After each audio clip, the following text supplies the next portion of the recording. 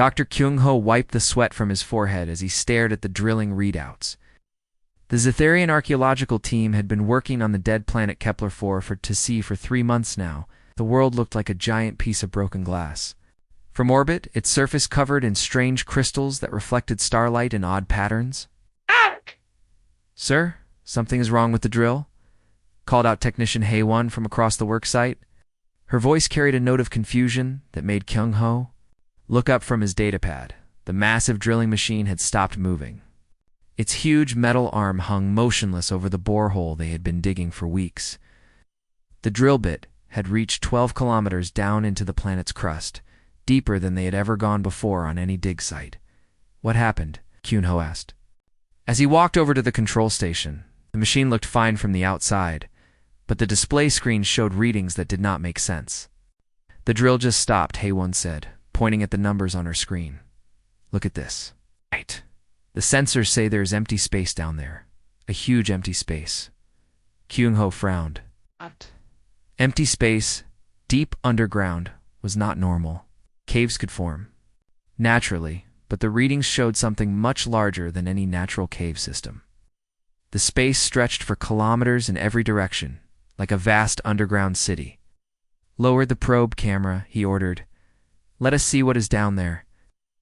Thin cable with its tiny camera began to descend into the darkness. On the monitor screen, they watched as the camera passed through 12 kilometers of solid rock and crystal. Then suddenly, the view changed. Metal walls appeared on the screen. Clean, smooth metal walls that reflected the camera's lights. Surfaces looked new, as if they had been built yesterday, instead of being buried under kilometers of rock for thousands of years. "This cannot be right," whispered Dr. Minho, the team's language expert. He had been studying the surface crystals when Hae-won called them over. Now he stared at the screen with wide eyes. Nothing could survive down there for so long. As they guided the camera through the underground structure, they found more impossible things. Long corridors stretched in perfect straight lines. The walls were covered with symbols carved in neat rows, like writing, but unlike any language they had seen before. Strange blue lights glowed in the ceiling, providing power to systems that should have failed long ago. "The architecture," Minho said slowly, "it looks like it was built for beings about our size. Maybe a little taller, but not much different from us." The camera moved deeper into the complex. They found rooms filled with strange machines, all still working after countless years underground. Some areas looked like libraries, with walls covered in more of the mysterious symbols. Other rooms contained what looked like star maps, showing systems and trade routes across the galaxy then. The camera reached a central chamber and everything changed. "Stop," Kyung-ho said sharply. "Back up the camera." Us. What was that? On the screen, they could see a raised platform in the center of the room. On top of the platform sat a device that looked almost like a control panel, covered in the same strange symbols they had seen throughout the complex. "It looks active," Hae-won said nervously. "Those lights are blinking like it is waiting for someone to use it." Against his better judgment, Kyung-ho decided to risk direct contact. They had found artifacts on dozens of dead worlds, but nothing like this. Nothing that still had power after being buried for so long. "Lower the probe arm," he ordered. "Let us see if we can activate that console." The mechanical arm descended on its cable, guided by the camera feed. When it touched the surface of the control panel, the entire chamber exploded with light and sound. Holographic displays filled the air around the platform. Three-dimensional maps appeared, showing star systems connected by glowing lines that looked like trade routes. Worlds were marked with symbols and numbers that seemed to indicate populations and resources. But what made the entire archaeological team fall silent was the world at the center of all the maps. A small, blue planet, clearly marked as the capital of whatever civilization had built this place. The translation computer worked frantically to decode the symbols, and when the results appeared on their screens, nobody could speak for several minutes. The symbols read, "Terra, home world of the human empire." "Humans," Hae-won whispered, "but humans are primitive. They have barely left their own star system." The maps told a different story. According to these displays, humans had once controlled an empire that covered hundreds of star systems. Trade routes connected worlds across thousands of light years. Population centers were marked on planets that current galactic civilization had never even discovered. How is this possible? Minho asked, staring at the holographic displays. Humans are supposed to be a young species. They should not have had time to build something like this. Dr. Kung Ho stood quietly, watching as more displays activated around the ancient console. Ship designs appeared in the air, showing vessels that looked far more advanced than anything in the current galaxy. Technologies were listed that their own science considered impossible. The implications were staggering. If humans had really built this empire, then everything they thought they knew about galactic history was wrong. And if these displays were accurate, then humans had not just disappeared from the galaxy. They had deliberately hidden their presence, leaving behind only these buried archives as proof of what they had once accomplished, deep underground on a dead world. The archaeological team had discovered that the primitive humans of Earth had once ruled the galaxy itself. The moment Dr. Kung Ho's team activated the ancient console, something deep within the underground complex began to wake up. Lights that had been dark for thousands of years started flickering on throughout the buried facility. The sounds of machinery humming to life echoed through corridors that stretched beyond their sight. "Sir, we are getting power readings from all over the complex," Hay1 reported, her voice shaking slightly. "The entire facility is coming online." Before Kyuncho could respond, a voice spoke from speakers they could not see. The words came out in perfect Zitharian, as if the system had instantly learned their language. "Welcome, visitors. I'm Archive Unit Taemin.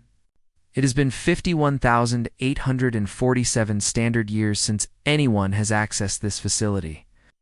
The archaeological team looked around the chamber nervously. There was no visible source for the voice, but it seemed to come from everywhere at once. "You are an artificial intelligence?"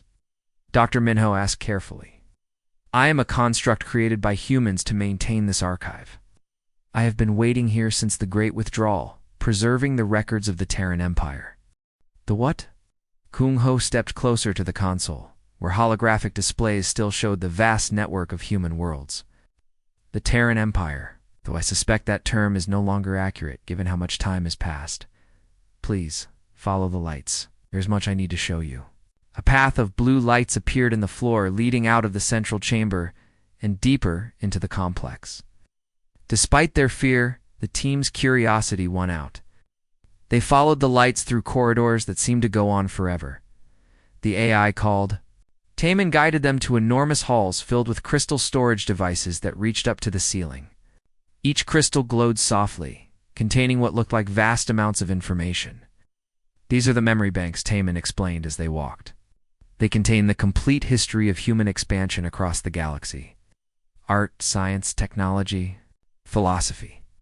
Everything my creators accomplished during their golden age." New holographic displays activated as they passed, showing scenes from humanity's past.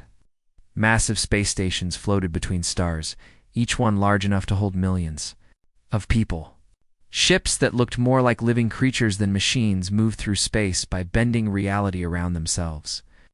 "This cannot be real," Hay1 whispered, watching images of human cities built inside the hearts of gas giant planets. "Our own technology is nothing compared to this. Human science achieved things that current galactic civilization considers impossible," Taemin said.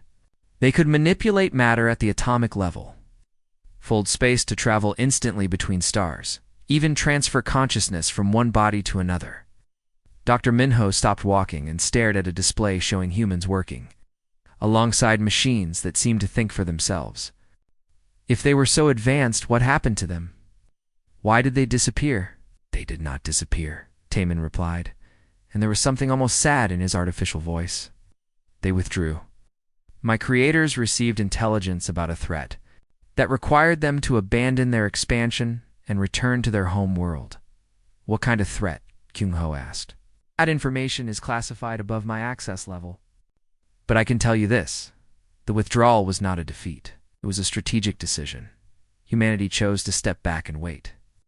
The team continued deeper into the archive, passing rooms full of technology they could not understand. "Shh! contained what looked like weapons that could destroy entire planets. Others held machines that seemed designed to create new forms of life. Wait for what? Minho pressed. For the right time to return. My creators knew that their rapid expansion across the galaxy was preventing other species from developing naturally. So they made the decision to hide their civilization and allow younger races to grow at their own pace. They reached another vast chamber where dozens of holographic displays showed real-time images from across the galaxy. The team recognized some of the locations as major worlds in current civilization. "You've been watching us," Kung Ho said, understanding dawning in his voice. "Not just watching, guiding, protecting. The hyperspace lanes that connect your worlds. Human engineering. The quantum communication networks that allow instant messages across the galaxy. Human technology left behind for you to discover when you were ready." Heywan felt weak and sat down on a nearby bench. "You mean we have been living in the ruins of their empire this entire time?" "Not ruins. Infrastructure. Humanity designed their withdrawal carefully. They left behind the tools and pathways that would allow galactic civilization to flourish while keeping their own presence hidden." Another voice joined Taemin, this one calling itself Sunya. Then another, Wu Jin. The team realized that multiple artificial intelligences had been maintaining this facility for thousands of years, waiting patiently for someone to find them. "But the waiting may be ending," Sunya said. "Your discovery of this archive has triggered certain protocols. Messages have been sent to other facilities across the galaxy." "What protocols?" Kunko asked, though he was afraid of the answer. "The Watcher Protocol." Oh. If humanity's hidden empire was ever discovered, systems were put in place to evaluate whether the time for concealment had ended. High above them on the planet's surface, the team's communication equipment began receiving strange signals from across the galaxy. Ancient structures were powering up on dozens of worlds. The archaeological dig had awakened. Something vast and patient that had been sleeping among the stars for 50,000 years. "I think," Taemin said quietly, "that my creators are about to return." Admiral Syokjin stood in the command center of the Galactic Hegemony's main headquarters, staring at the reports flooding in from across known space. The intercepted transmissions from the Zitharian archaeological team had set off alarm bells throughout the government. "Sir, we have confirmed the authenticity of the signals," reported Commander Yunsu from her station. "The archaeological team has discovered what appears to be advanced human technology on Kepler 4.4-C. Syokujin frowned as he read the translated reports. Humans were supposed to be a primitive species that had barely developed spaceflight. Their homeworld of Earth was considered a backwater planet of no strategic importance. But these discoveries suggested something completely different. If humans once possessed this level of technology, then every power balance in the galaxy could change overnight, he said grimly. "We cannot allow this information to spread." Within hours, the hegemony's fastest battle fleet was racing toward Kepler 4.4-C. Their orders were simple: secure the site, remove the archaeological team, and contain any dangerous technology they found. But they were already too late. Deep in the archive facility, AI called Taemin was explaining the situation to Dr. Kung Ho and his team. "Your transmissions to your homeworld have been detected by multiple intelligence networks across the galaxy. The discovery of this facility has activated protocols that have been dormant for thousands of years." "What kind of protocols?" Dr. Minho asked nervously. "The Watcher Network?" When humanity withdrew from the galaxy, they left behind automated systems to monitor galactic development. These systems were designed to activate if anyone ever discovered the true extent of human civilization. On the holographic displays around them, red warning symbols began appearing on star maps throughout the galaxy. Each symbol marked a location where ancient human systems were waking up after millennia of silence. "I do not understand," said Heywan. "What are these Watchers supposed to do?" Before Timon could answer, new reports began flowing in from across the galaxy. On the mining world of Vega 7, Supervisor Dong Wu was having the worst day of his career. What everyone had always believed was a natural mountain range had suddenly begun to move. "Control, this is Mining Station 7. Dongwu spoke frantically into his communicator. "The Kalar Mountains are unfolding. I repeat, The mountains are unfolding into some kind of structure. From his observation platform, Dongwu watched, in terror, as massive metal panels rose from what had appeared to be solid rock. Within minutes, a structure the size of a city had emerged from the mountainside. Weapon systems that dwarfed anything in current military arsenals pointed toward the sky, powered by energy sources that made no sense. Similar scenes were playing out on 17 different worlds, ancient orbital platforms that had been mistaken for asteroids suddenly activated, revealing themselves as massive defense stations. Derelict space stations and forgotten nebulae began broadcasting on frequencies that current science said should not exist. The Watchers are not just monitoring systems, Taman explained to the archaeological team. They are guardians. For 50,000 years, they have been hidden throughout the galaxy, disguised as natural features or abandoned structures. But they were always ready to defend humanity's interests if needed. Dr. Kung Ho felt his legs grow weak. Defend against what? Against anyone who might threaten humanity or try to misuse their technology? The Watchers have been analyzing galactic civilization this entire time, determining whether other species were mature enough to coexist with returning humans. On the display screens, they could see the hegemony battle fleet approaching there. Location. The ships were heavily armed and clearly intended for combat operations rather than peaceful contact. Your government's response to this discovery is being evaluated, Taman continued. Sending warships instead of diplomats does not reflect well on galactic maturity. Commander Yunsu, aboard the lead hegemony vessel, was growing increasingly worried as her sensors detected more and more anomalies in the space around. Kepler 4 to see. Objects that had not been there hours before were now appearing on long range. Scans, Admiral. We are detecting multiple contacts throughout this system, she reported. They appear to be artificial structures, but they do not match any known technology. Admiral Suchin studied the tactical display with growing concern. The objects seemed to be emerging from asteroid belts and nebulae where nothing should have been able to hide. Some were massive, larger than space stations. Others moved through space in ways that violated known physics. Sir, we are receiving a transmission, the communications officer reported. It is coming from the planet's surface. The voice that came through the speakers was calm and measured, speaking in perfect hegemony standard language. This is Archive Unit Taman.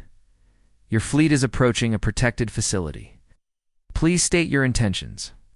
This is Admiral Seogin. Of the Galactic Hegemony, he responded. We are here to secure dangerous technology and ensure galactic stability, I see. Your response has been noted and transmitted to higher authorities. Please be aware that this system is now under the protection of the Watcher Network. Any hostile actions will be met with appropriate defensive measures. As if to emphasize the point, the space around the hegemony fleet suddenly filled with contacts that had not been there moments before. Ships that seemed to exist partially in normal space and partially somewhere else entirely. Vessels that moved without visible propulsion and turned without regard for inertia. Back in the archive, Dr. Kung Ho watched the confrontation developing on the displays. What happens now? Now the Watchers send their report to Earth? Taman replied. And humanity decides whether 50,000 years of patient waiting is finally over. Across the galaxy, quantum signals traveled along networks older than recorded. History, carrying news that would change everything. On a small blue world in an unremarkable star system, ancient protocols were activating for the first time in millennia. The age of humanity's exile was ending. Dr. Sungmin was drinking her morning tea in her small laboratory on Earth when every screen in the building suddenly turned on at the same time. The message that appeared was short, but changed everything. Archive network compromised. Watcher protocol activated, awaiting instructions. She set down her cup carefully and pressed a hidden button under her desk. A panel slid open, revealing communication equipment that looked far more advanced than anything that should exist on Earth. Council, this is Deep Cover Station Terra, she spoke into the device. The Watchers have been activated. We have a situation. Within minutes, similar scenes were happening all across Earth. In a quiet farming village, an old man named Junho stopped feeding his chickens and walked to his barn. Inside, hidden beneath bags of grain, was a communication console that had been waiting for this moment for decades. In a busy city, teacher Young-hee excused herself from her classroom and went to the school's basement. Behind a false wall was a room filled with technology that would have amazed her students. She had been preparing for this day her entire life. The truth was more incredible than anyone in the galaxy could have imagined. The primitive Earth that other species knew about was carefully maintained fiction. While some humans did live simple, lives in farms and small towns, or are part of a vast cover operation that has been running for 50,000 years, the real human civilization had never left the galaxy. They had simply learned to hide in plain sight. Captain Jae-hyun stood on the bridge of the HSV Endurance, one of hundreds of ships that had been waiting in concealed bases throughout the galaxy. The vessel was unlike anything current galactic civilization had ever seen. It could phase in and out of normal space, becoming invisible to all known detection methods. "Sir, we are receiving activation codes from all watcher stations," reported Lieutenant Young-soo from his position. "The network is fully operational after 51,000 years of dormancy." "About time," Jae-hyun said with a smile. "I was getting tired of hiding." Through the ship's view screen, they could see the hegemony fleet approaching Kepler 44 to sea. The alien vessels had their weapons charged and shields raised, clearly expecting a fight. They had no idea they were flying through space that had been under human observation for thousands of years. "Should we reveal ourselves?" asked the tactical officer. "Not yet. Let them reach the archive first. Our friends down there need to understand what they have stumbled into."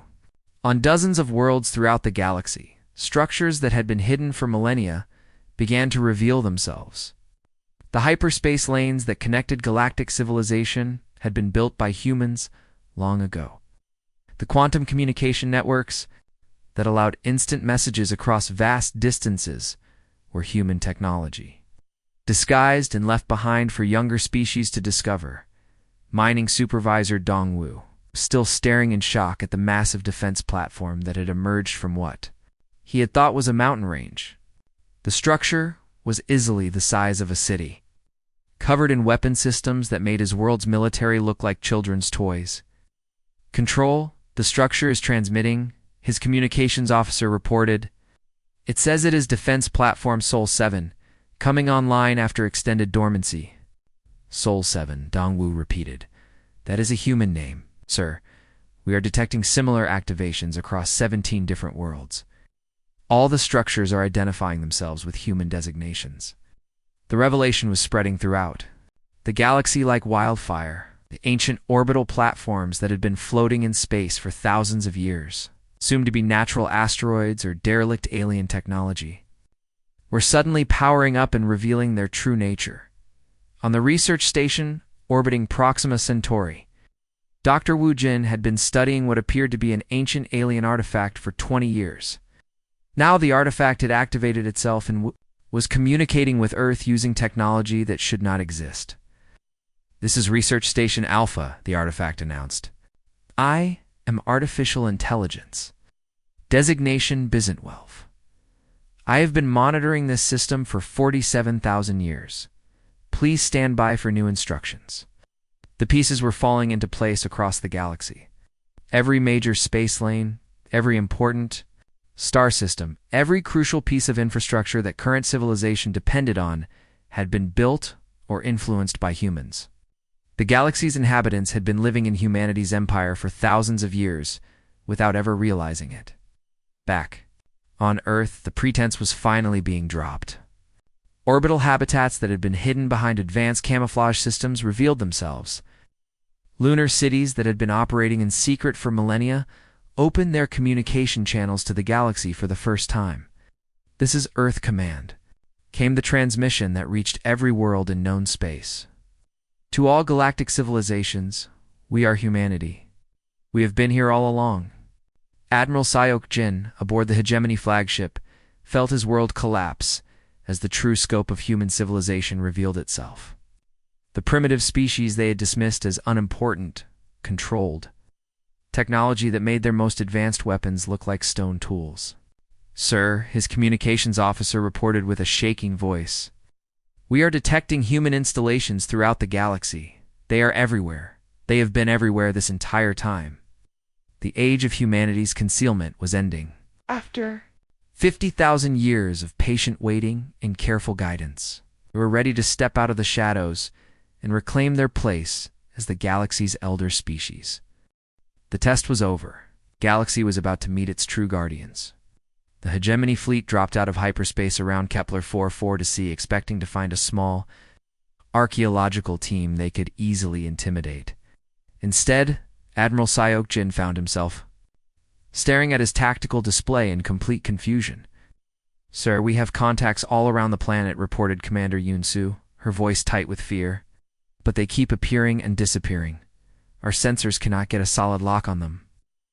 Ships surrounding their fleet were unlike anything in galactic civilization. They moved without visible engines, turned without regard for physics, and seemed to exist in multiple dimensions at once. One moment they were solid contacts on the sensors, the next moment they had vanished completely. This is Admiral Syok-jin. Of the galactic hegemony, he broadcast on all frequencies. Identify yourselves immediately, or we will consider you hostile. The response came from a calm, measured voice that spoke perfect hegemony standard language. This is Captain Jahan. Of the Terran Star Navy, we are the rightful owners of this facility. We have been waiting for you to find it. Terran Star Navy, Syok-jin repeated. That is impossible. Humans do not have a navy. Admiral, we have been here longer than your species has had space flight. We have been waiting patiently for this moment. Down in the ancient archive, Dr. Kyung-ho and his team watched through the facility's external sensors as more human ships materialized around the planet. The holographic displays showed hundreds of vessels, each one more advanced than anything the current galaxy had ever produced. You see, the AI Taemin explained, the Great Withdrawal was never a retreat. It was a test. Humanity needed to determine if the galaxy could govern itself responsibly without direct human oversight. You have been testing us? Dr. Minho asked, his voice filled with disbelief. For 50,000 years we have watched and waited. Prevented wars that could have destroyed entire species. We guided younger civilizations away from technologies that were too dangerous for them to handle safely. We have been the galaxy's silent guardians. Another AI voice, Sunya, joined the conversation. The threat that caused the original withdrawal was not external, it was internal. Humanity realized that their rapid expansion was preventing other species from developing naturally. So you decided to hide, said Haewon. We decided to step back and allow the galaxy to mature at its own pace. But we never truly left. We have been here all along, watching over you like parents watching over children. Captain Jahan's voice filled the archive chamber as he addressed the galaxy on all communication frequencies. Citizens of the galaxy, this is Captain Jahan speaking for humanity. For 50,000 years, we have maintained a careful watch over galactic development. The test period is now complete. Across the galaxy, on 1,000 different worlds, humans who had been living in secret for generations finally revealed themselves.